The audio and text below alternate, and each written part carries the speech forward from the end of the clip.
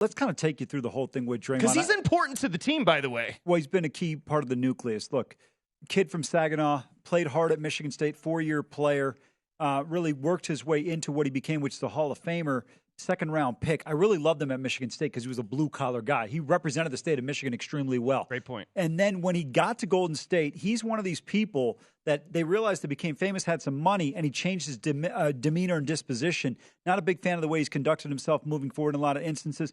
To me, if I were the Warriors, Peter Gruber and that organization, ownership, Bob Myers, I would have suspended Draymond Green for an extended period of time when he punched Jordan Poole. To me, it tells you there are people in that organization that don't respect him because that tape got leaked. They're afraid of him. Well, that tape got leaked. Let me tell you right now, if that was Steph Curry or Klay Thompson, I wager whatever you want, that tape's not coming out. It's a great point. Let's get to the sound. We do have Draymond Green. Remember, he was tossed last night in Game 2 in Sacramento for stomping on Sabonis. Let's hear from Draymond. Can you just walk us through what happened there? My leg got grabbed. Second time in 2 nights. Referees just watch it. I got to land my foot somewhere. And I'm not the most flexible person, so it's not stretching that far. So you didn't really see where you were stepping? You just I can only step so far and pulling my leg away. So it is what it is. What was the explanation they gave? I know they gave him a technical, then obviously you went into it. The explanation was I stumped too hard. Okay, couple things. He's a very smart guy. Like Draymond, there's a bad rap and there's a misconception around him that, again, comes from Saginaw. There's a lot of narrative that surrounds Draymond. Draymond's a very bright man. And what he's saying right there, he knows he's wrong. He had plenty of places to step. He stepped on Sabonis intentionally. It was at the detriment and to the detriment of the Golden State Warriors. Look, this is a dynastic run. I actually wrote it down. The current core, Amal Shah, 27 previous series have never faced a 2-0 hole. And here they go, down 0-2, headed back to Golden State. Yeah, real challenge here. I think you're starting to see, though, some of the age. I saw Klay Thompson wants a potential max contract from the Warriors. Are you kidding me? No, but this is where if you're a truly great business person, you're going to say, Klay, we appreciate the service. You haven't been playing for free for all these years. We're not paying you that type of money. The other thing that's bothered me, you mentioned 2 things that I think are very significant with Draymond Green. Number one, if you saw when he got ejected, his behavior. Right? Like he's trying to egg on the crowd. You don't need to be doing that on a road game 90 miles away. This team is already fired up. You guys have been the gold standard for the last dozen years in the NBA or 10 years, and everybody's looking to knock you off. Why add fuel to the fire?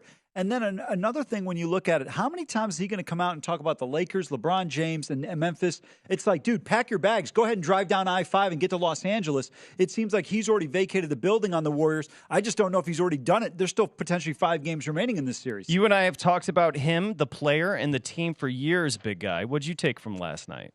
None of this would have happened if Sabonis didn't grab his leg, so I don't understand why it's No. Are you being facetious? No. I truly, it really bothers me when the person who does the second thing wrong is held to a higher standard. Look, Amal, it's playing right there in front of you. Than the first guy. And he did grab him. Draymond's not wrong. He was grabbed. Here's my only issue with Draymond.